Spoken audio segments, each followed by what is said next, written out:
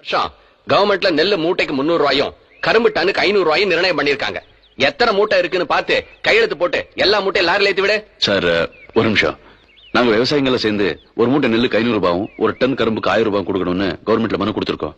ஆனா திடீர்னு நீங்க வந்து இந்த விலை சொல்றது நியாயமா தெரியலையே. நியாயம் பேசுறதுக்கெல்லாம் நான் இங்க வரல. இது நான் பிக்ஸ் பண்ண விலை இல்லையா, கவர்மெண்ட் பிக்ஸ் பண்ண விலை. என்னையா கவர்மெண்ட்? அப்ப கவர்மெண்ட்டே அனுப்புங்க. என்னையா திமிரா? நான் யார் தெரியுமா? ஆபீசர்.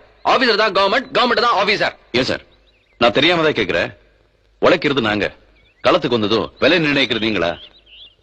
விவசாயத்துக்கு உரம் வாங்க போனா ஒரு கடையில ஒரு மூட்டை யூரியாக்கு 200 இன்னொரு கடையில் 210 இன்னொரு கடையில் 230 கேட்டா என்னுடைய பொருள் நான் பிக்ஸ் பண்றதா விலைன்றான். இதுக்கு ஒரு ஸ்டாண்டர்டான விலை உங்களால பிக்ஸ் பண்ண முடியுமா சார்? இது பாருங்க, உழைச்சு உடம்புல உப்பு பூத்திருக்கு. நம்ம குளிச்ச கரையிற ஒரு சாதாரண சோப்பு அது கூட வாங்கி குளிக்க முடியல. ஏன்னா கம்பெனி விலை 6 ரூபாய், அது டீலர் கிட்ட போகும்போது 8 ரூபாய், சப் டீலர் கிட்ட போகும்போது 10 ரூபாய், நாம வாங்கும் போது 12 ரூபாய். இதுக்கு ஒரு நிலையான விலையை உங்களால பிக்ஸ் பண்ண முடியுமா சார்? போன வாரம் இடிஞ்சு போன சிவரை பூசுறதுக்கு வாங்க போனேன். ஒரு மூட்டை 200 ரூபாய் சொன்னாங்க. அதே ஆந்திரால 120 ரூபாய். இடையில இருக்கிற 80 ரூபாய் எங்க போச்சு, யாருக்கு போச்சு உங்களுக்கு தெரியுமா? எனக்கு தெரியாது. காஷ்மீர்ல இருந்து கன்னியாகுமரி வரைக்கும் நாங்க எல்லாம் ஒண்ணுதான் இந்தியர்கள் அப்படின்னு சொல்லி மேடையில போட்டு பாட்டெல்லாம் பாடுறாங்க. ஆனா சாதாரண ஒரு சிமெண்ட்லயே ஒருமைப்பாடிலேயே எங்க போய் சொல்றது, யார்கிட்ட போய் சொல்றது? சொன்னா முட்டாளன்னு சொல்லுவாங்க. டெல்லியில ஒரு லிட்டர் பெட்ரோல் 26 ரூபாய், அதே பெட்ரோல் மெட்ராஸ்ல 30 ரூபாய். அப்ப டெல்லியில இருக்கிறவங்க புண்ணியம் பண்ணவங்க, தமிழ்நாட்டுல இருக்கிறவங்க பாவம் பண்ணவங்களா? லுக் மிஸ்டர், இதெல்லாம் அந்த ஸ்டேட்டோட economical status. You can't understand that. Excuse me please.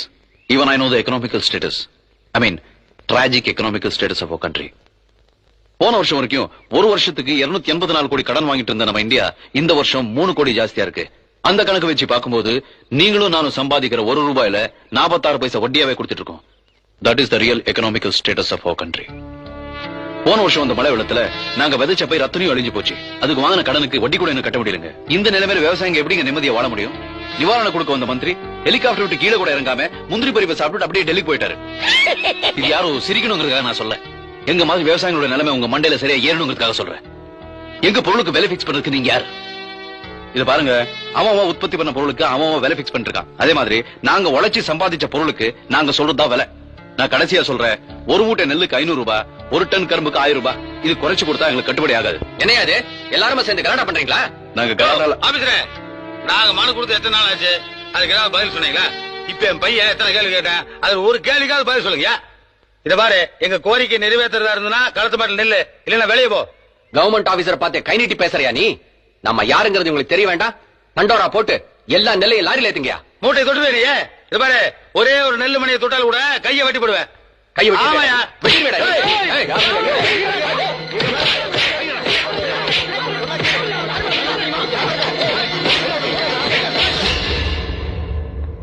S, நான் ஹோம் செக்ரட்டரி கிட்ட பேசணும். Yes madam. This is very sensitive issue. நீங்க ரொம்ப கேர்லெஸ்ஸா ஹேண்டில் பண்ணிருக்கீங்க.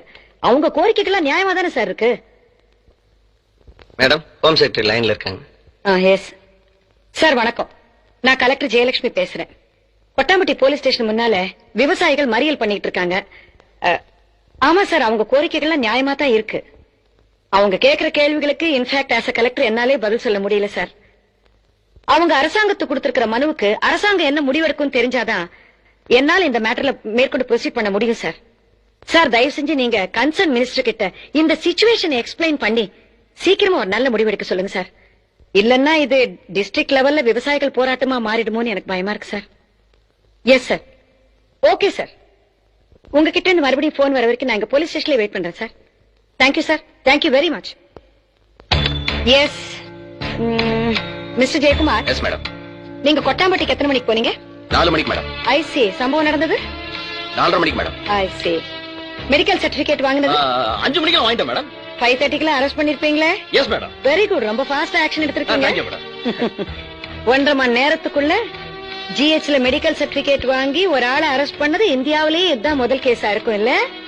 சபாஷ், அரசு இயந்திரம் ரொம்ப வேகமா செயல்படுது. இல்லைங்க மேடம், நம்ம டிபார்ட்மெண்ட் ஆளுங்க அந்த மாதிரி வேகமா செயல்பட வச்சிருக்காங்க. ஆமா, இதே வேகத்தை விவசாயிகள் கொடுத்த மனுவை பரிசீலனை பண்றதுல சம்பந்தப்பட்ட அதிகாரிகள் காட்டி இருந்தாங்கன்னா இந்த பிரச்சனை இந்த அளவுக்கு வளர்ந்து இருக்காது சார். ஒண்ணு மட்டும் நல்லா புரிஞ்சுக்கோங்க, நம்மளால எத்தனையோ ஹைடெக் சிட்டிஸ் உருவாக்க முடியும். ஆனா நாம சாப்பிடுற உணவை கம்ப்யூட்டர்ல நம்மளால உருவாக்கவே முடியாது. அத விவசாயியால் தான் உருவாக்க முடியும்ங்கறத மறந்துடாதீங்க. எஸ், சொல்லுங்க சார். ஜெயலட்சுமி தான் பேசுறேன்.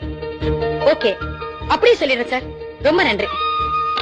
ஐயா அரசாங்கம் உங்க கோரிக்கைகளை ஏத்துக்கிட்டு இருக்கு. சரிங்கம்மா. நெல்லு மூட்டைக்கு 500 ரூபாய், சரிங்கம்மா. கரும்பு டன்னுக்கு 1000 ரூபாய் கொடுக்கறதுக்கு சம்மதிச்சிருக்காங்க. ஜிஓ பாஸ் பண்ணிருக்காங்க. நன்றிமா. நல்லது, போயிட்டு வாங்க. அண்ணே, நம்ம கோரிக்கையில நிறைவேறிடுச்சுன்னு நம்ம கேட்ட வேலை குடுக்கறதா கவர்மெண்ட்